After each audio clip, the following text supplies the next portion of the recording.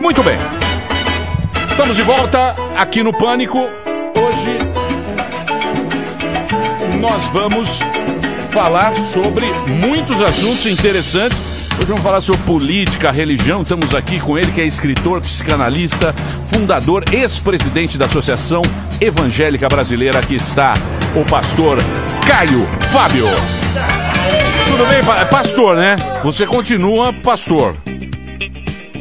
Oi, peraí, tá aberto aqui, tá aberto. Ok, tá aberto. Quando você é pastor, você é pastor. É pastor. Não é uma função. Tem a ver com um modo de ser, de olhar, de interpretar, de se dar para os outros, de tratar a vida, de tratar o próximo. Isso é ser pastor. O resto é profissionalismo sacerdotal dispensável. Muito bem, muito bem. Pastor, você é de Manaus, é isso? Eu nasci no Amazonas, sou a 5ª geração de amazonenses. De um lado da família e de outro lado da família são índios e caboclos. Já estavam lá desde antes de chegarem os europeus da outra metade da minha família, que veio da França e de Portugal, vieram da França e de Portugal. E tá vendo os 10 Mandamentos, é essa novela que tá fazendo sucesso? Rapaz, eu não estou podendo poluir a minha mente desse modo, é insuportável, eu não aguento. Depois que eu vi que havia até extintor de incêndio. Sim, mas isso é que na época a gente não sabia que o Farol já tinha uma brigada de incêndio. Aí umas bolas de fogo lá. Claro. Depois o Detran disse que não era mais necessário. Exatamente. Tiraram da... Tiraram. Muito bem. Meu querido pastor, nós temos aqui o Carioca, já foi coroinha. Já fui coroinha da Igreja Católica. Daniel Zuckerman, um rabino. Da comunidade judaica. De rabino. Eu fui criado na igreja até os 23 anos de idade e me desviei depois. Exatamente. Se ele se desviou é da Igreja Evangélica. Porque da Igreja Católica ninguém se desvia. Exatamente. É isso aí. Temos aqui o Marrom também. Por favor, pode sentar. E tem a seita própria. O Marrom tem a seita própria dele. A seita própria dele e a gente aceita a própria dele. Exatamente. A gente já discutiu aqui muito. Como é que é? É seita? A gente... Não tem seita. É aceita? Aceita qualquer um. Aceita qualquer um. Muito bem. Então, para começar, eu queria que você explicasse, que a gente tem esse negócio de evangélico e tal. Como é que surgiu? Porque os protestantes, como é que foi isso que aconteceu? Essa divisão, a divisão da igreja? É uma distinção importante que se faça, porque a maioria das pessoas, nem mesmo as que se dizem do chamado meio evangélico, entendem a história. Então, os protestantes não são os evangélicos.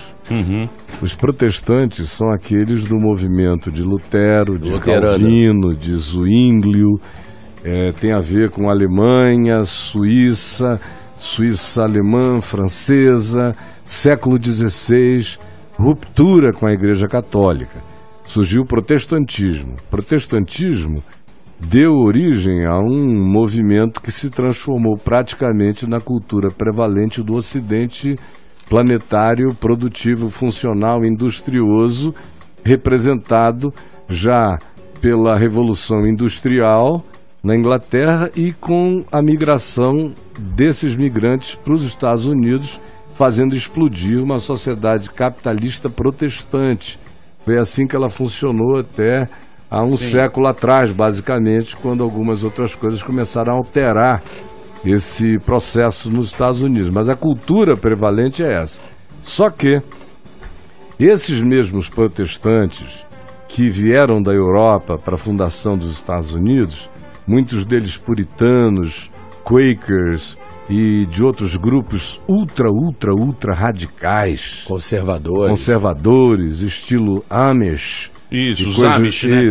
Inclusive tem série na televisão, é bem curiosa. Então, esse pessoal trouxe um puritanismo que não se conhecia até então, vivido daquela forma. Logo depois, surgiram os chamados avivalistas protestantes.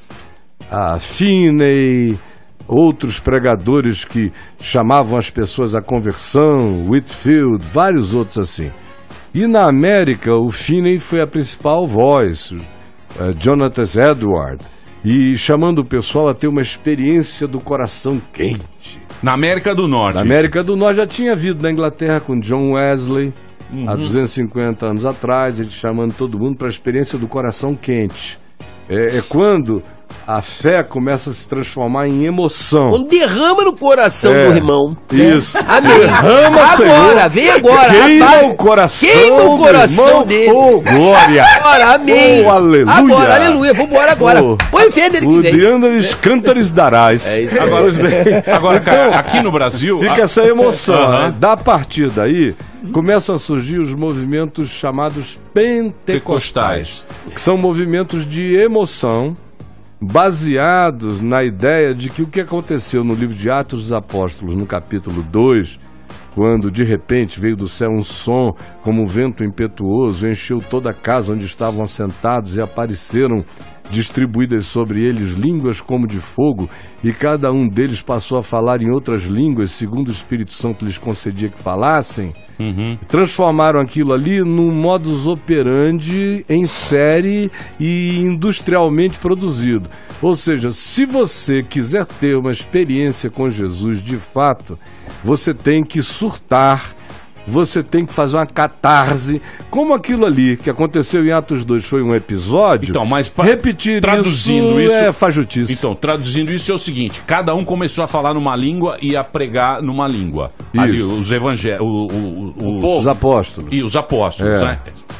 Receberam Jesus ali e cada um, falando uma língua, saiu pelo mundo. Não foi aquilo, foi só um episódio que durou 1 hora. Logo depois todo mundo voltou a si, falando a sua própria língua. E o grande milagre descrito em Atos 2 é que os que estavam presentes, gente de 17 etnias diferentes na terra, estavam em Jerusalém, os ouviam falar em suas próprias línguas maternas as coisas impressionantes que diziam. Então pode até ter sido um milagre de audibilidade. Eles estavam ouvindo, não necessariamente cada um estava falando. Então a discussão sobre se era objetivamente algo que procedia da fala deles ou se era algo que procedia estranhamente da compreensão subjetiva de todos é algo que está aberto para discussão até o dia de hoje. Agora, tipo uma hipnose, de repente? Não, tipo um fenômeno, fecha o olho agora. Um fenômeno de comunicação telepática. Então, vou dar um exemplo. Eu sou católico, né, e não praticante.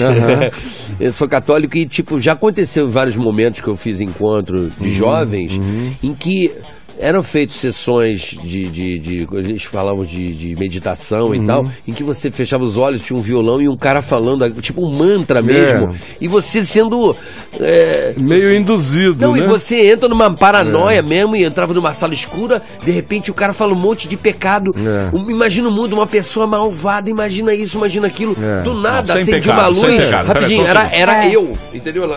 Então é meio uma parada mesmo assim. É o mosteiro do Nome da Rosa. Agora, Caio, me fala o seguinte, aqui no Brasil, a primeira igreja é no Pará, Belém do Pará. Da Assembleia de Deus. A primeira igreja protestante que chegou ao Brasil, na realidade foi a igreja luterana, mas ela ficou fechada num ambiente germânico. Ela não falava em português, ela só falava com os colonos. A segunda que chegou logo depois foi a igreja congregacional, que chegou através do trabalho de um médico inglês, e eles se posicionaram em Petrópolis, no Rio de Janeiro. A terceira foi a Igreja Presbiteriana do Brasil, e que se plantou no centro do Rio de Janeiro, e de lá foi se expandindo. Logo depois veio para São Paulo, por isso é que o Mackenzie já existe aqui há tantos anos. Ele foi criado pela Igreja Presbiteriana do Brasil. A Igreja Presbiteriana é protestante. A Assembleia de Deus é uma igreja pentecostal. Neopentecostal, não? Não, pentecostal. Neopentecostal é universal, mundial. Deus e Amor é pentecostal. Ela está aqui muito antes do fenômeno neopentecostal. O neopentecostalismo começa aqui em que partido? Em que período? Ele começa, quem inaugura e dá dá cara estereotipada ao neopentecostalismo no Brasil é o Edir Macedo. É verdade. E são a igreja... É verdade, Caio Fábio. A gente teve oportunidade. A igreja o neopentecostal. É a igreja mais histérica. Não, a teoria da prosperidade. É aquilo que a igreja católica quer fazer com a renovação carismática. Uma coisa mais coração, mais braço, mais próxima. Muito aeróbico, né? Isso, muita dancinha. Movimento de academia. Patrocinado. O que o senhor acha de uma igreja que fala pra pessoa que ela tem que doar absolutamente tudo que ela tem que doar carro, ela tem que doar casa, ela tem que doar dinheiro, enfim, são pessoas humildes para ganhar o seu pedaço no céu. Eu acho que tinha que botar a Lava Jato em cima desse pessoal todo. Lava Jato, Juiz Moro nesse pessoal. Porque vocês acham um absurdo? Porque eles tiram de pessoas pobres, né? Pessoas que não têm absolutamente nada. É patético. E ele vai lá e fala, você tem que doar o seu carro, você tem que doar a sua casa e tudo. Sobretudo porque isso é feito em nome de Deus, em nome de Jesus. Agora, Deus não está dirigindo o carro de ninguém, não está precisando da grana de ninguém. Deus vai bem, obrigado. Então, você é contra o dízimo?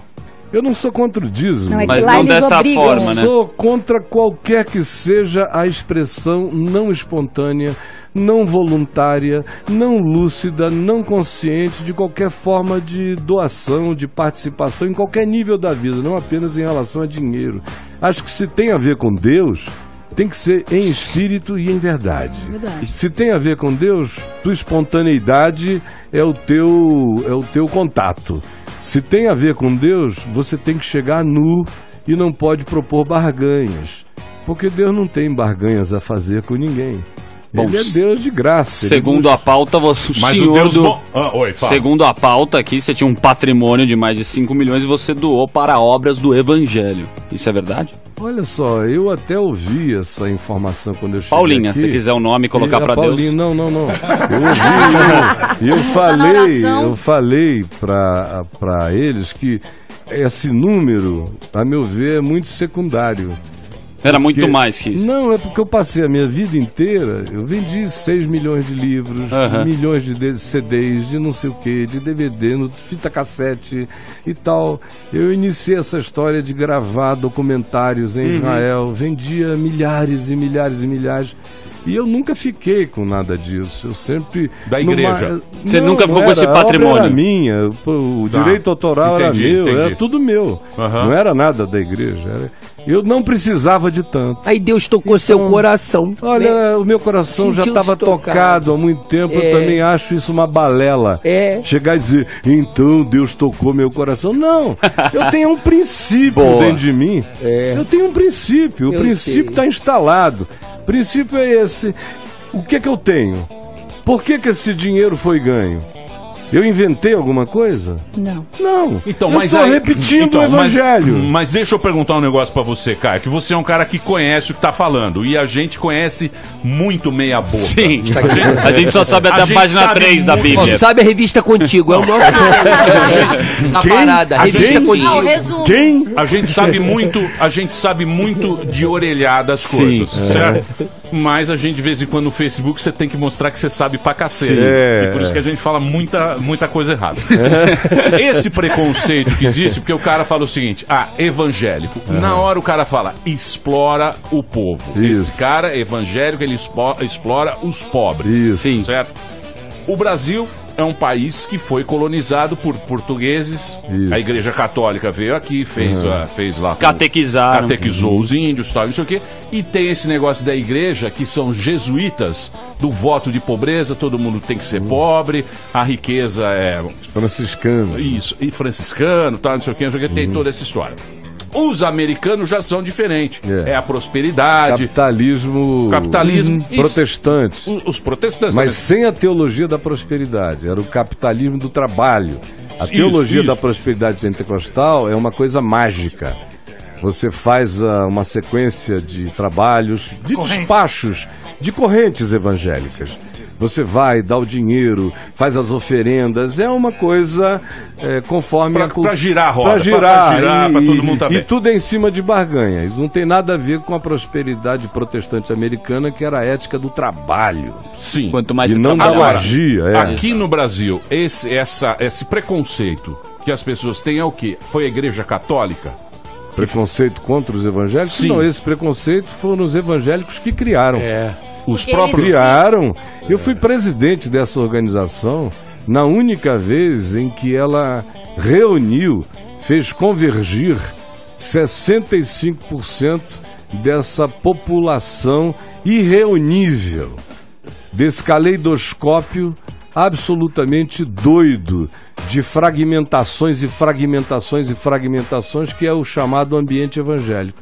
65% convergiram para a proposta que tínhamos. E qual era a proposta? Sobretudo e maior do que todas, era dizer: se vocês admitirem que Edir Macedo, R.R. Soares e as igrejas do estilo quadrangular loucas, todo esse grupo de surtados, eu estou falando de surtados, eu estou falando de 1991, Sim. Não é de agora. Uau. Olha quanto tempo atrás. Se vocês consentirem que esse pessoal continue a dizer que eles são evangélicos, vai chegar uma hora em que vocês serão todos identificados a partir deles. O próprio marketing deles fez poderoso. Com que acontecesse. Como é que a comunidade evangélica séria poderia competir com um marketing baseado em milhões e milhões e milhões de dólares em redes e redes de TV e de rádio, fazendo uma propaganda maciça, provocando escândalos sobre escândalos, loucuras sobre loucuras, sem nenhum desejo de corrigir as loucuras feitas, ao contrário, ampliando-as muito mais, até que chegou a um ponto em que se transformou numa coisa cínica para a população. A população pensa nisso tudo com absoluto cinismo. Já não há mais o que defender, né, em relação a esse grupo. Por que eu me desliguei, tendo sido presidente da Associação Evangélica Brasileira? Eu me desliguei em 1998 porque eu cheguei à conclusão de que aquilo era inconversível, intransformável. Virou não havia negócio. Cura. Virou era negócio. Mais do que negócio, tinha se transformado. É falta de fé. Numa natureza pervertida. E criminosa na mente da maioria daqueles indivíduos. Eu não estou dizendo isso por análise distante. Eu tive muita conversa com Edir Macedo, com todo esse pessoal. Quando eu conheci o Malafaia, ele tinha 17 anos de idade, me ouvindo pregar. Conheço todos eles. Conheço as pregas desse mundo, você entendeu? Evangélico, as pregas mesmo. Então não estou aqui com teoria de nada. Nenhum deles me enfrenta, por quê? Porque não aguentam olhar para mim olho no olho e receber o atropelo da verdade. E sabem que eu não tenho nenhum temor de nenhum deles em relação a absolutamente nada. Por isso não me acionam, não me processam, não nada, porque não podem. Entendi. Falou bonito demais. Fala bonito. Fala bem. Muito bem. Mas eu vou tocar uma música agora para fazer o break da rede. A gente vai voltar daqui a pouquinho. O papo tá muito bom. Você pode mandar pergunta. Depois o nosso pastor Marrom também, eu gostaria de ter que você também participasse. Tá bom, Rabino Zuckerman também vai participar. Sim. E você, querido ouvinte, pode mandar sua pergunta @programa Pânico. Hoje nós temos aqui o Caio Fábio. Se você quiser conhecer mais, tem uma página dele que é www.caiofabio.net. caiofabio.net. A gente volta já já. Muito bem, meus queridos, estamos de volta aqui na programação da Jovem Pan. Hoje um papo muito interessante, muito bacana, com o Caio Fábio. Ele é pastor, ele também é escritor, psicanalista, fundador e ex-presidente da Associação Evangélica Brasileira. Vendeu mais de 6 milhões de livros, fez conferências, não é isso? E a gente está conversando com ele sobre religião, sobre política. Daqui a pouquinho vamos falar muita coisa sobre política, mas antes eu gostaria de dar voz ao pastor, nosso querido pastor Marrom, que aqui está também. Sim. Você tem alguma pergunta, alguma colocação ou não? Ô Emílio, agora eu lancei um quadro com o Caio lá na VMV TV, que é a TV dele, que é o Marrom Quer Saber, porque depois que eu vim aqui no Pânico, a gente ficou naquela discussão inflamada sobre o evangelho, você me chamando de pastor, falando da minha seita, as pessoas, meus amigos, os humoristas, todos os amigos na rua começaram a me perguntar o que pode e o que não pode, crente pode isso, crente não pode aquilo. Eu vou dizer uma coisa pra você. Eu vou dizer uma coisa pra você. Eu gosto de religião, eu gosto da filosofia cristã, acho bacana, porém eu uso, e eu recomendo a todos, usar os mandamentos à la carte. Você pega o que te interessa. Mas faz sentido. Você, claro.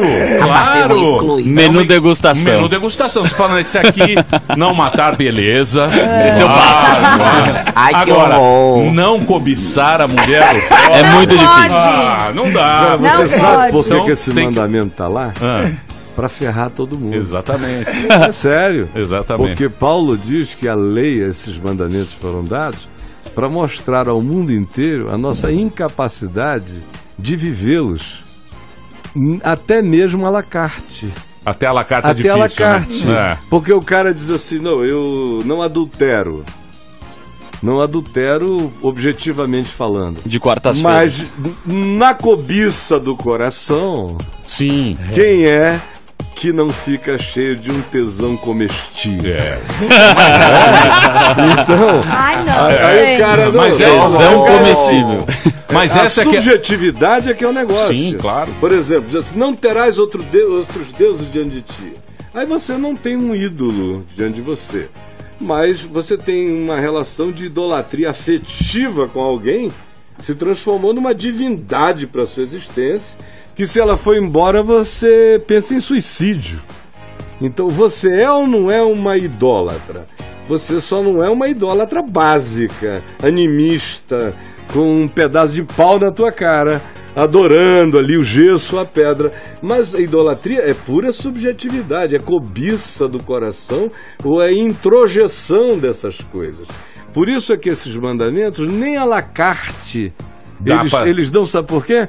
Porque lá está dito no início que eles são um bloco só. Sim. Que você não pode escolhê-los à la carte, porque se você obedecer 9 deles e transgredir num, você é réu de todos. De todos eles. E aquilo foi posto para que ninguém se glorie, para que ninguém chegue e diga, eu posso e eu me garanto diante de Deus. A lei ensina o homem, de certa forma, a ter um mínimo de condução, mas para o cara acessível e que não seja um fariseu, o que ela produz é sensibilizar a consciência dele para andar humilde.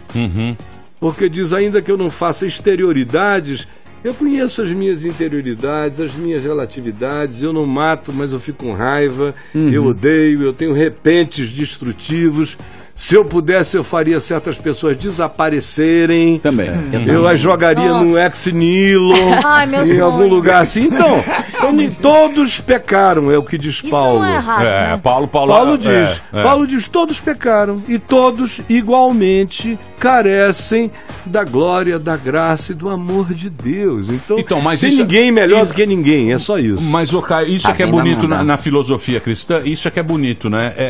Essa que é a mensagem legal. É falar, pô, todo mundo é pecador, todo mundo tem que saber que não é perfeito. Enxergar, tem que se enxergar, exatamente. Isso eu acho bacana na filosofia cristã. Perdão, né? Ô, pastor, me perdoe, eu interrompi. Não tem problema, não tem problema. Então eu tô nessa fase do pode ou não pode e as pessoas me fazem perguntas as mais absurdas depois que eu vim no Pânico.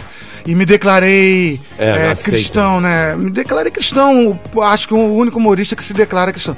Enfim, eu transferi essas perguntas todas pro Caio. Então tem perguntas de várias naturezas que vocês podem. Eu quero deixar ele responder. Respondi uma. Se o crente pode ir a motel, por exemplo, porque veio um pastor semana passada falou que o crente não pode ir a motel, que lá dorme viado. Sim. Pode contaminar o leite e o cara ficar viadado só porque comeu alguém naquele leite, entendeu? É um problema sério. Agora quando ele da masturbação. Aí a pessoa me liga e fala assim, Marrom, o pastor lá falou que não pode ir ao motel, cara. Porra, e você vai ao motel, que eu já sei que você vai ao motel com tua mulher. Eu falei, eu vou ao motel. Agora também, se crente pode, não, eu vou mandar pro Caio Fábio. Então respondendo. Então nós montamos um quadro do lado, o Marrom Quer Saber no YouTube. Vai lá, o Marrom Quer Saber, que tem várias perguntas. Inclusive essa, o crente pode ir no motel, se vale fio terra, entre sim. Vale fio terra? Vale fio terra? Vale. Aí ele vai responder agora, vale fio terra. Marco Luque quer saber se o pessoal que fez sexo oral nele ou em quem ele fez sexo oral, está todo mundo também no inferno. O Marco Luque perguntou. Então são os amigos perguntando. O Rafinha perguntou, várias pessoas perguntaram. Vou responder a ele que o problema da língua é outro, não é? Não é bem o que você lambe, é o que você fala com ela. Adorei. Fábia. Agora, pastor. O senhor tá falando assim muito de evangélico, do crente. Eu queria saber o que o senhor acha do Papa Francisco, assim, o papel da mudança que ele tá propondo, assim, muito, muito pequena, mas é grande, parece. Eu acho ele um cara muito bom, um ser humano legal.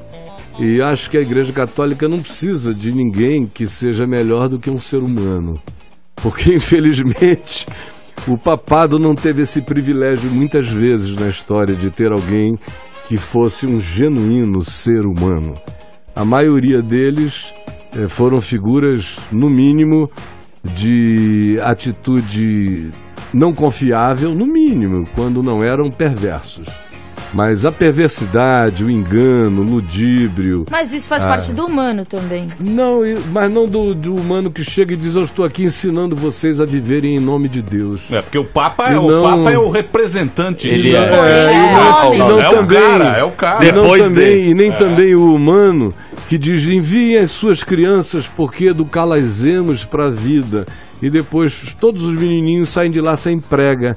Então, não, mas a Igreja Católica, aconteceu sai pregando. Sai pregando, pô. E há uma tentativa de limpar essa imagem, de desconstruir.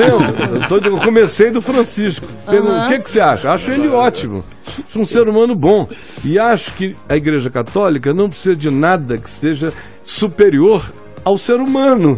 Agora, quando eu estou falando de ser humano, eu não estou categorizando o humano pelo pior da humanidade. Eu estou falando no humano possível. Todos nós sabemos do humano possível. Quem aqui não teve um avô que foi um ser humano possível? Eu tive um pai que foi um ser humano viabilíssimo. Todos nós estamos buscando sermos seres humanos possíveis e não inviáveis. Eu vejo o Papa Francisco tentando ser humano. E a grande angústia daquela cúria desumanizada e vendida politicamente, toda partidarizada, comprometida, é que eles não aceitam os rasgos simples da humanidade do Francisco. Tudo vai ficando muito mais político do que na realidade ele está querendo que seja. Agora, ele chegou na semana passada à conclusão de que ele vai ter que fazer daqui para frente um jogo muito mais real, muito mais pé no chão, muito mais incisivo, muito mais cortante com a Cúria, porque ele vinha se poupando de declarar o que ele via na Cúria, mas já da semana passada para cá ele começou a soltar as estribeiras e a dizer que não vai ficar refém da Cúria Católica. Eu espero que ele tenha peito para bancar. Ele vai conseguir transformar as coisas? Não, mas ele vai dar um alento, como já vem dando. Desde que ele entrou, milhões, não só de católicos, de seres humanos no ocidente da Terra respiraram com um alento, porque a gente estava numa situação em que a única figura pública, humana, planetária, era o Dalai Lama. A Igreja Católica tinha se esvaziado das suas figuras papais, desde a morte de João Paulo II. O Bento XVI é o Ratzinger. É outro estilo. Mas ele não foi um cara, um estadista, assim, por exemplo, para a Igreja Católica. Quer saber quem ele foi? Ele foi o cara que calou a teologia da libertação, que pegou o bofe e levou para a Santa Inquisição, porque esse grupo da Igreja Católica para defesa, a Congregação para a Defesa da Doutrina da Fé, que é o que ele cuidava, é a nova nomenclatura para a antiga Santa Inquisição. Então foi ele que impôs aqueles 2 anos de silêncio ao bofe, que fez aquilo tudo. Ele é essa figura. Então ele ali fez o melhor papel que um homem como ele podia fazer. E eu acho que ele teve a nobreza de, em vendo que não podia encarar o que estava diante dele, pelo menos se recolher. Saiu fora, né? Saiu fora, não entope o processo. E botou alguém, surpreendentemente, não ele, mas tenha sido deliberado ou tenha sido inconsciente a eleição do Papa Francisco, o fato é que foi um sopro de alento para a humanidade. As relações entre Estados Unidos e Cuba começaram a se favorecer depois de intervenções suaves, diplomáticas. Já estava todo mundo querendo, mas precisava de um elo para fazer a conexão. De modo que ele não é um indivíduo arrebatador, mas ninguém está precisando de ninguém arrebatador. O mundo está precisando de gente prudente, sábia, moderada. Um vovô papal com um coração humano está de bom tamanho nesse tempo de tanta bipolaridade e loucura. Você acha que ideológica? Tem que ser moderado. Você acha que o mundo também está muito maluco? Tá muito doido, muito extremado. Tudo extremado. E tudo AI, né? E tudo AI, né? E o iPhone, que loucura. Ô Caio, mas o Brasil também, tá extremado, né? Totalmente bipolarizado. Dividido. O que você acha que vai? Porque você conhece os caras, pô. Você conhece. Você sabe como é que funciona lá. Você me conhece, Caio Fábio. Você me conhece pessoalmente. Você eu conheço muito bem, seu safado. Eu sei, não fala assim de mim. Eu conheço bem. Nós tomamos uma cerveja lá em São Bernardo na época, não sei se você ia lá conversar comigo. 6 horas, 7 horas de papo. 9 anos você me alugando. Eu sei disso. Fazendo perguntas honestas, fazendo perguntas cretinas e recebendo respostas honestas. É verdade. Até o dia que você me surpreendeu com a sua calhordice. O que eu fiz pra você, Caio? Sim. Por favor, Caio, me arranje esse dossiê Caimã. Sem esse dossiê Caimã, a minha campanha não vai sobreviver. E, por favor, me ajuda a internar 35 milhões de dólares que o Gaddafi está me oferecendo para minha campanha de 98. Por favor, Caio. Eu falei, você tá louco? Nós estamos conversando há 9 anos, você nunca me tocou no assunto desse. O que te deu hoje de pensar que eu sou um comparsa desse teu interesse? Isso foi em maio de 98. Eu o conheci em 1990. Sério? Teve esse papo mesmo? Esse papo do... Mas eu não tô brincando. Não tô brincando. E por que não vai acontecer nada? Porque ele sabe que é verdade. Mas que história é essa do Caimã? Isso aí foi na época do Fernando Henrique, não é isso? Foi. Ilhas Caimã. Eu cheguei Fica quieto, meus rapaz. 2 filhos mais novos. Eu ia lá confessar meus pecados, você tá me alcaguetando. Não, os pecados que ele confessou... pra Deus, porra, você vai me contar. Os pecados que ele confessou nunca foram revelados. Esses aí foram os pecados nos quais ele tentou me induzir à prática. E ali eu só falei deles explicitamente 5 anos depois. Por que você fez isso? Porque eu recebi um ministério de Deus, porra. Recebi um processo. Te dá um ministério, porra. Recebi um processo movido pelo Ministério da Justiça no tempo do governo FHC, me acusando de ser o criador do chamado dossiê Caimã, que eu nunca vi na vida, nunca toquei na vida, nunca nada disso. Então eu era o criador. Aí eu fui acusado de um ser. Chamaram Lula para depor. Aí o Lula chega lá e diz, realmente isso tudo é invenção do Caio Fábio. E ele é que ficou com essa ideia fixa na cabeça. Ele que planejou para me salvar do dinheiro que... para me oferecer. Ficou nessa conversa toda lá. E aí veio o Fernando Henrique, que tinha mandado que o processo fosse aberto, e fez o seguinte depoimento.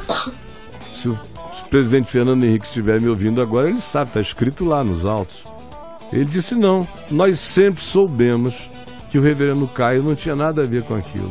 E a razão pela qual nós fizemos a ação contra ele não foi por minha causa, eu já tinha ganho a eleição em outubro, quando o assunto do dossiê Caimã veio à tona em novembro.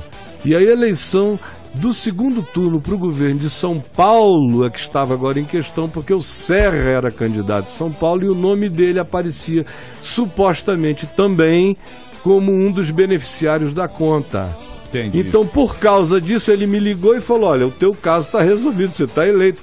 Mas como o reverendo Caio é uma pessoa crível, isso está sendo atribuído a ele, a gente tem que tomar uma medida estrategicamente adequada, processá-lo. E se ele não tem nada a ver com isso, ele se defende. Mas eu não posso ficar com o ônus desse peso na véspera da eleição. Por isso, eu fui acionado. O Fernando Henrique foi e disse, ele não tem nada a ver com isso. Fui eu que mandei mover, estou aqui para dizer que ele não tem nada a ver com isso. O Eduardo Jorge, que era secretário da Presidência da República à época, foi lá e disse a mesma coisa, porque eu fiz o Eduardo Jorge saber o que estava acontecendo durante o processo, porque eu suspeitava que alguma coisa do gênero iria cair em cima de mim mais cedo ou mais tarde. E foi caiu. O que aconteceu, caiu feio. Mas eu sempre faço isso. Muito bem. Daqui a pouquinho você sempre faz. Olha o Disseu onde tá, companheiro. Os teus amigos todos, né? Eu sei, lógico, o Vacari. E agora vai um Bulai lá, um tal de Bulai. Vai lá um Bulai. Mas o Opala tá chegando. Muito bem, eu vou tocar agora uma música, eu vou fazer um break agora, depois eu quero saber também do Cunha, vamos falar aqui da religião na política. Sempre teve, né? Cunha que entrou na minha vida no ano de 1994. Daqui a pouquinho a gente vai conversar aqui. O papo tá muito bom. Mande a sua pergunta. O Caio Fábio tá aqui, escritor, psicanalista, fundador da Associação Evangélica Brasileira. Para você conhecer mais do trabalho dele, www.caiofabio.net. E se você tiver alguma pergunta, pode mandar aqui no @Programa Pânico. A gente volta já já. Muito bem, queridos, estamos de volta aqui, o papo tá muito bom. Hoje estamos recebendo aqui o pastor, escritor, psicanalista, fundador e ex-presidente da Associação Evangélica Brasileira. Ele já tem mais de 6 milhões de livros vendidos, já fez conferências. O Caio Fábio tá aqui com a gente hoje. Você pode mandar a sua pergunta. Se você quiser conhecer o trabalho do Caio Fábio, tem o site www.caiofabio.net. Eu tenho uma pergunta para o Patrick pastor. quer fazer. Posso fazer uma pergunta? Pois não, Patrick.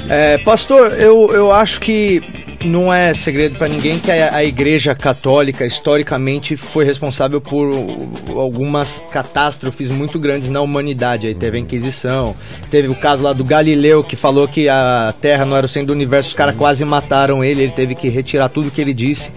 E hoje a gente vive numa época que não tem mais grandes descobertas como aquela época, que a gente achava que a Terra era plana e blá blá blá blá blá blá.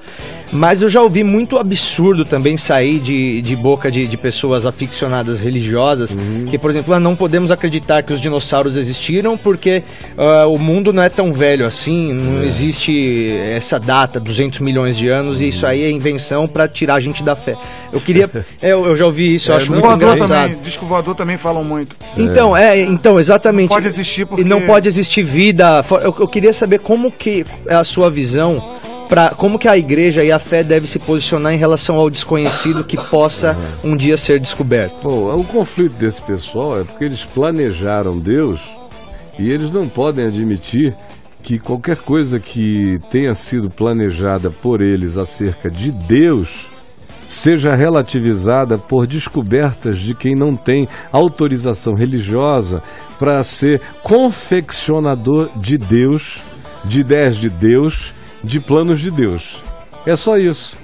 Porque isso não tem nada a ver com Deus. Absolutamente nada a ver. Tem a ver com um esqueminha ideológico religioso ensinado para as pessoas, absolutamente obscurantista, tolo, burro em todos os sentidos. O livro de Gênesis, que é de onde eles partem, não é uma narrativa científica, não é uma narrativa exaustiva de nada. E nem literal também. Não, é uma narrativa de natureza mítica. As pessoas não sabem nem o significado de mito.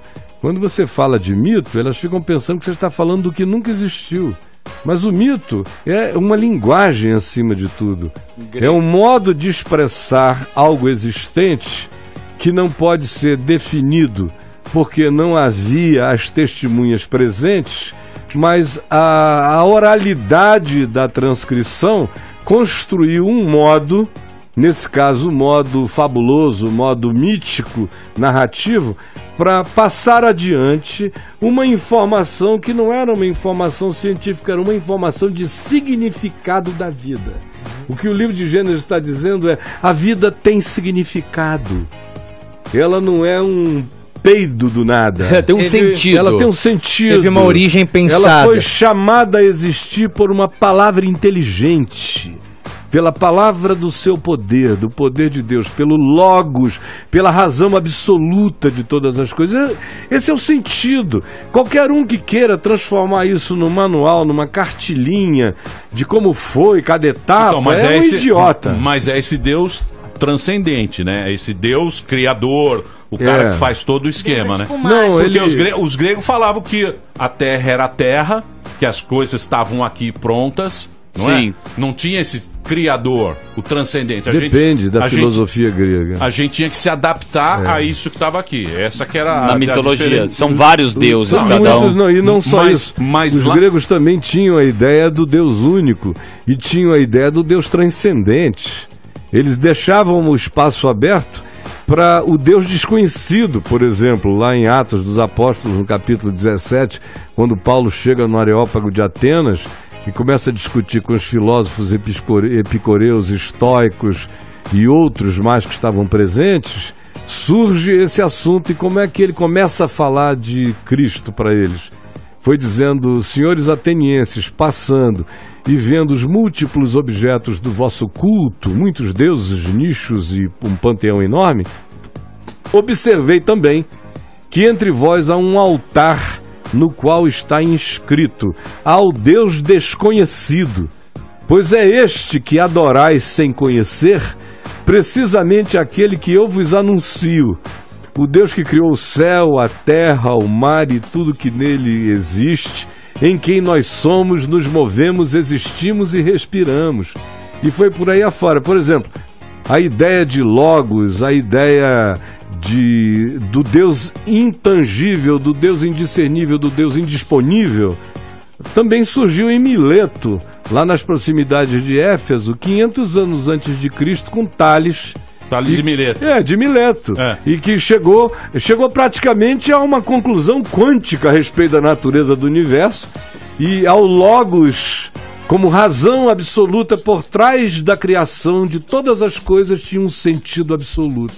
Por isso é que o apóstolo João, que morou em Éfeso, em Mileto, provavelmente com Maria, mãe de Jesus, começa o Evangelho de João, que ele já escreveu com 80 e tantos anos de idade, já idoso, dizendo: no princípio era o verbo. João é o Apocalipse, né?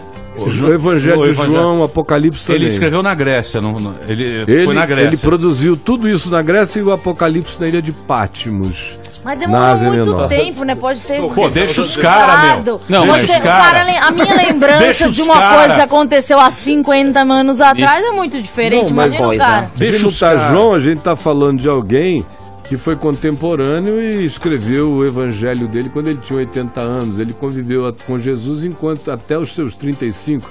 Mas todo mundo mais conviveu junto, não foi um indivíduo isolado, não era uma narrativa subjetiva. Agora, essa coisa da historicidade, da validade do que Jesus disse ou do Evangelho, está cada dia menos fora de questão. Por exemplo, há 6 meses atrás, eu fiz um documentário na cidade de Magdala, cidade de Maria Madalena, em Israel, às margens do Mar da Galileia, onde há uma sinagoga que foi recentemente descoberta por arqueólogos judeus, que mostra que 8 anos depois da morte de Jesus, judeus e cristãos adoravam a Cristo juntos naquela sinagoga. Ou seja, do ponto de vista da antropologia e da psicologia antropológica, é impossível você criar e formar um mito nessa natureza do mito não correspondente à história, do mito inventado, fabuloso, parabólico, não historiável. Não dá para criar em 8 anos. Isso precisa de muito mais tempo para tal fabricação. Agora, Jesus vive em permanente estado de necessidade de mostrar a identidade. Ninguém pede a identidade de nenhum Siddhartha, de nenhum Buda. Ninguém pede a identidade de ninguém. E a razão é muito simples. Eu tenho um amigo querido em Israel, o maior arqueólogo de Israel, o Dr. Gabriel Barcaí. Ele diz: vocês cristãos não deveriam ter nenhum problema com isso. Porque, afinal de contas, a mensagem do Evangelho, no dia da ressurreição, diz: por que o procurais aqui entre os mortos? Ele não está aqui. Então, não achar Jesus é a melhor coisa que pode existir para quem confessa que ele não está aqui. Por que vocês ficam querendo materialidades? Porque a gente está no nosso imaginário. Todo mundo quer saber a face de Deus. Como é a cara? É um velhinho barbudo em todas as religiões. Não, todos querem ter essa curiosidade. Mas eu te digo a face de Deus aqui, nesse estúdio. Então, calma, eu quero que você me conte. Diga. Porque não apareceu nem para Moisés e nem para Abraão. Deus está aí, falando comigo. Eu sou Deus. Amém. A imagem é gente. Não, porque Jesus disse que quem quer que receba qualquer ser humano com amor em nome dele, está recebendo a ele. Eu tô te acolhendo, então a face de Deus está aqui. Mas o Caio, então tá bom, gente. Mas é que Jesus... O programa agora, eu quero que vocês fiquem em paz. Não, mas é que Jesus... Tá complicado isso aí. Não é isso, Deus não apareceu, não tem a fala. Lá pra Moisés tava pegando fogo lá na árvore. Jesus é Deus. É o Filho. Não é filho. Quando Jesus é o Deus. É o Espírito. João capítulo 14, quando um dos discípulos dele falou assim, Senhor, Filipe era o nome do cara, mostra-nos o Pai e isto nos basta. Essa é a pergunta. Cadê a cara de Deus? Sim. Qual foi a resposta?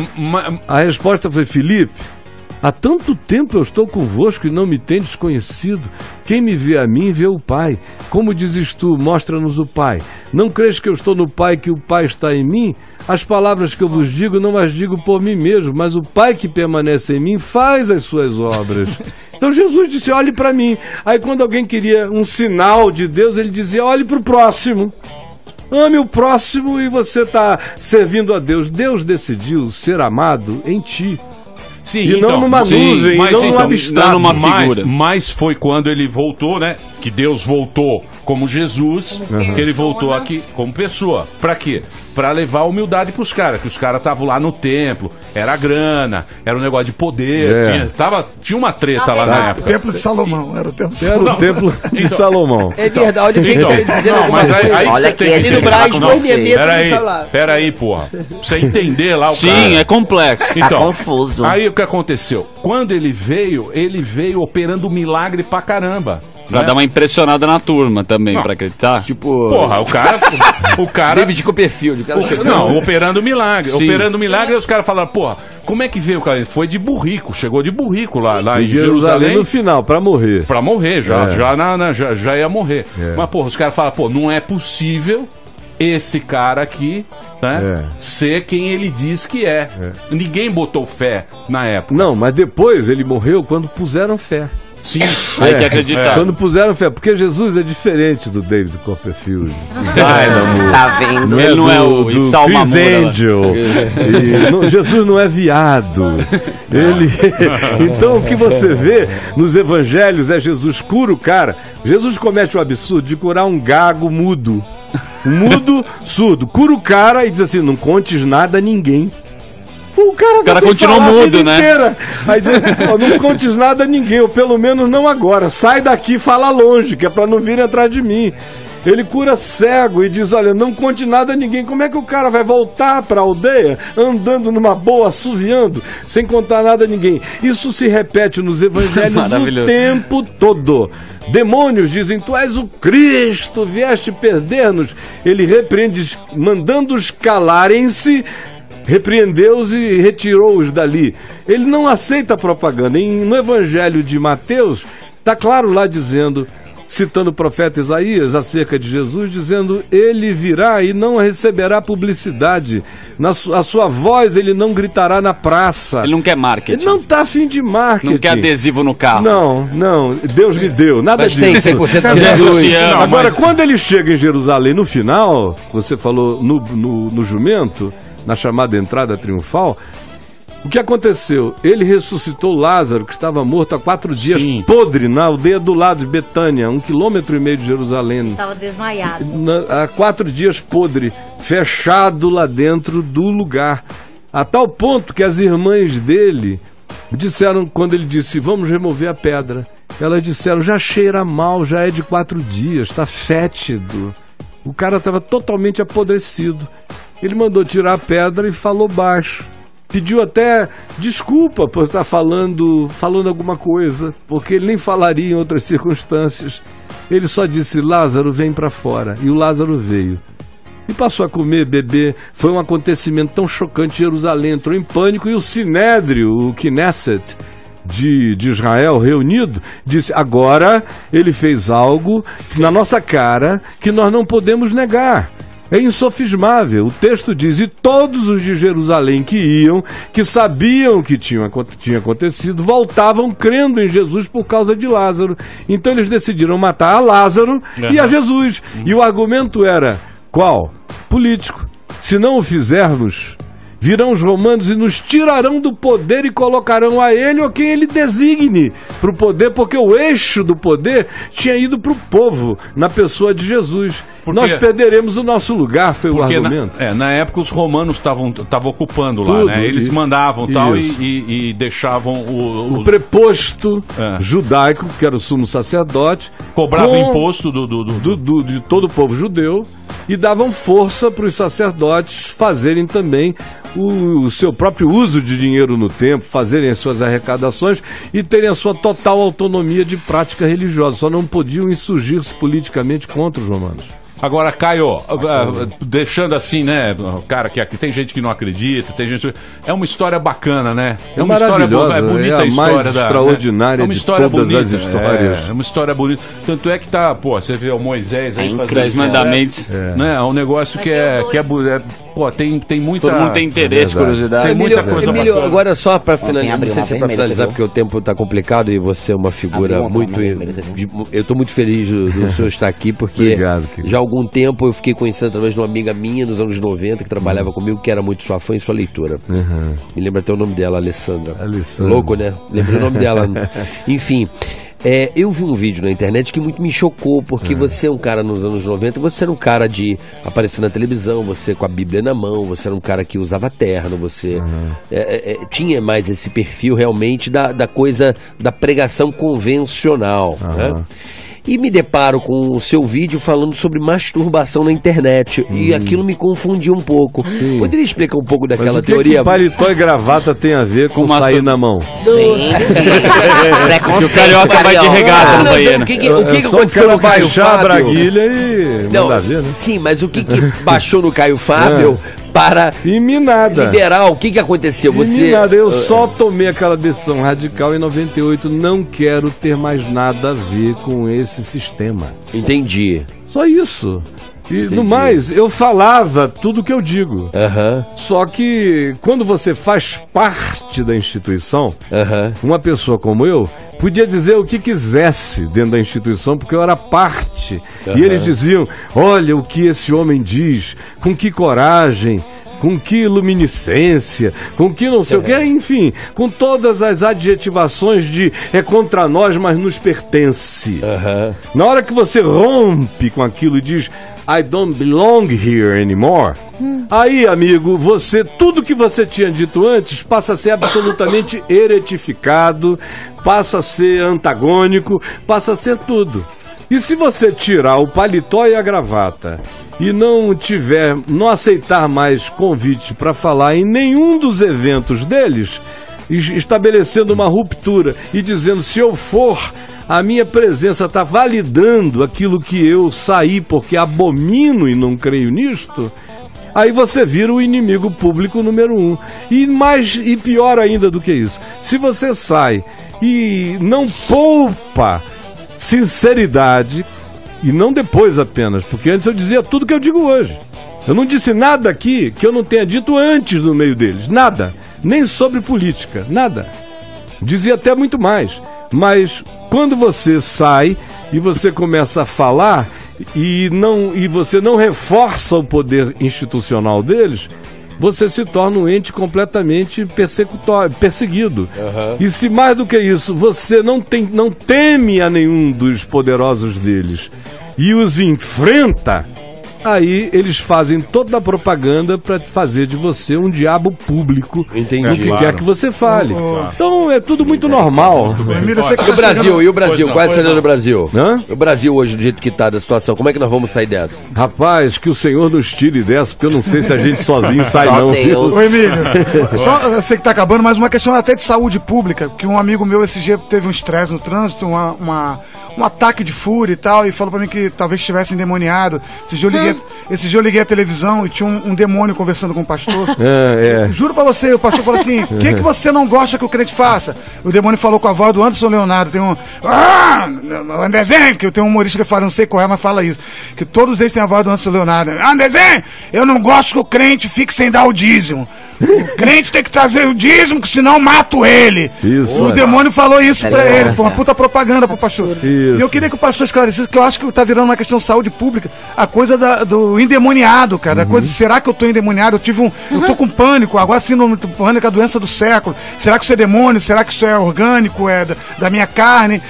Esclarecer isso pra população, porque tá virando uma febre de coisa do confuso. Ainda mais quem saiu do evangelho igual o Patrick Maia, que fica se questionando, será que eu tô com demônio? Eu tô desviado? Fala aí. Saiu da igreja, mas do evangelho não, né, Patrick? Saí da igreja, mas concordo com a grande maioria das coisas que o senhor disse aqui. Entre aspas, não é? Porque da igreja de Deus ninguém sai. A instituição, entendeu? As pessoas enchem o saco, é isso. Agora, ele vai pra bola de neve agora. Ele vai, cuidado, rapaz, porque essa avalanche pode ser mortal na tua vida. Da bola de neve. Não tô indo não. Olha só para concluir aqui, Marrom, que você perguntou, 99% desses endemoniados que vocês veem na televisão são só sugestionados. Quando são sinceros, são sugestionados. Tem também uma quantidade de contratados, eu conheço vários que fazem esse papel de endemoniado naquelas reuniões, puxam a fila. E tem aqueles que já vão para cair, os condicionados desde bem antes. E além do que, quem fica ali um tempo sabe que para você renovar a sua catarse de libertação, de 2 em 2 meses pelo menos, você tem que ter um surto estribuchante daquele, para você dizer, bom, pelo menos durante 2 meses o diabo não vai me pegar. Não tem nada a ver com o diabo nem com coisa alguma. Tem a ver com a cultura anterior afro-brasileira de incorporações que o Macedo explorou e usa melhor do que os terreiros. Esse processo de incorporação como catarse. De exorcismo, né? De exorcismo. E a segunda coisa que tem a ver é o fato de que quanto mais eles puderem fazer problemas reais psicológicos como depressão e síndrome do pânico serem associados com demônios, menos as pessoas são tratadas, mais público eles têm e mais o doente crônico os procurará para sempre. Ao invés de tratar o problema psicológico ou da depressão orgânica ou química ou da síndrome do pânico, que é a doença do desamparo e da solidão, ao invés de tratarem disso de maneira séria, isso é apelidado de demônio, eles não são tratados, não são curados e servem como entes crônicos de uma doença não tratável e que volta no ciclo de 2 em 2 meses para eles expulsarem mais um demônio e o cara ficar devendo aquela libertação para sempre e fazer umas 5 por ano ou 6, deixando uma grande grana lá. Tu não passa disso, é só isto, e é questão de saúde mental saber disso. O grupo religioso, isso é estatístico, que mais gera gente para as clínicas de tratamento mental são os evangélicos. Nossa. 70% dos internados nessas clínicas são evangélicos e 70% dos evangélicos internados são oriundos dos grupos pentecostais e neopentecostais. Muito bem. Caio, obrigado, hein? Foi muito legal o papo. Deu uma aula. Caio Fábio hoje aqui no Pânico. Se você quiser conhecer mais o trabalho dele, entra lá no site www.caiofabio.net. caiofabio.net. Marrom, obrigado. Obrigado, meu querido. Eu tô atrasadíssimo, mas o papo foi muito bacana. Obrigado, meu querido. Valeu. Tirar uma foto, né? Caraca. Legal pra caralho. Obrigado.